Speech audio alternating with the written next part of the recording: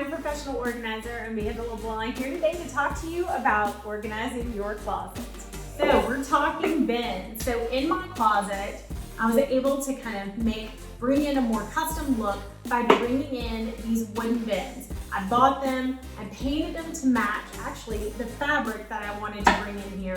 Did a great little vinyl lettering on the front and was able to use them for obviously my nail kit, extra sandals, really anything that you have that you're like, I don't need to get to this every day, but I want to keep it in my closet. I have some up and out of the way shelving space, great place to keep it. This is a neat way to, again, bring in an aesthetic element into the closet that really kind of ties it all together.